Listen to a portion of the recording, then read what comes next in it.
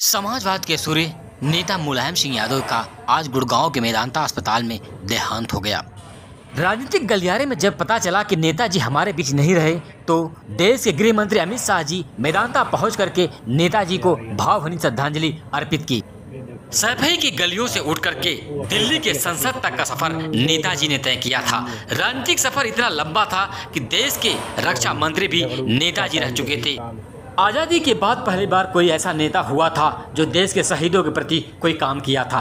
आपको बता दें कि आज़ादी के बाद से लेकर के जब कोई भी जवान शहीद होता था तो उसके पैतृक शरीर को उसके गृह जनपद नहीं भिजवाया जाता था, लेकिन उस स्थान पर उसकी टोपी जाती थी। लेकिन नेताजी जब रक्षा मंत्री बने देश के तो उन्होंने यह व्यवस्था की कि अब कोई भी जवान अगर बॉर्डर पर शहीद होगा तो उसका पैतृक शरीर उसके गृह जनपद भिजवाया जाएगा और लोग उसके अंतिम दर्शन करेंगे और पूरा राजकीय सम्मान के साथ उसका अंतिम संस्कार किया जाएगा।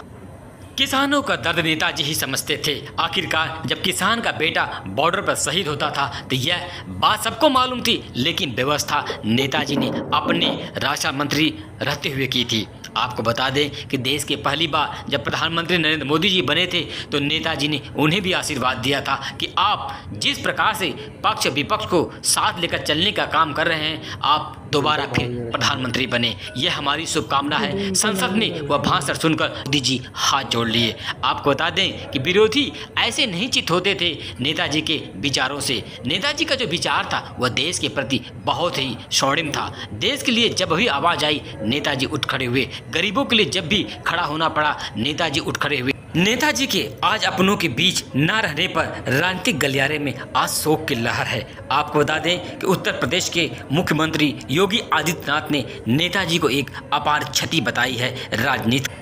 आज नेताजी का जाना 50 दशक का व समाजवाद का सूर्यास्त हो गया है।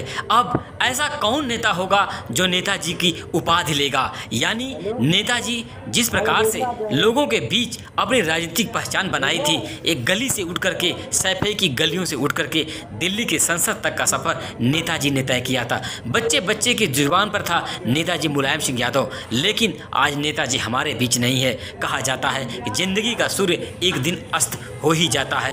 नेताजी के चले जाने के बाद आज राजनीतिक गलियारे के लोग, जो नेताजी से जिनका जुड़ाव था, जिनका लगाव था, पूरे देश के लोग आज नेताजी के परिवार को इस दुख की घड़ी में साथ खड़े हैं। चाहे वह समाजवादी नेता हो, चाहे वह घोर विरोधी पार्टी का नेता हो, लेकिन आज नेताजी के चले जाने के बाद लोग इनके परिवार के साथ खड़े हैं। नेताजी का जो कार्य था लोगों के प्रति, वह आज नेताजी के जाने के बाद लोगों को जरूर समझ में आ रहा होगा। राजनीतिक गलियारे का एक सूर्यास्त हुआ है, 50 दशक के एक नेता का सूर्यास्त हुआ है और राजनीतिक गलियारे में आज शोक की लहर है।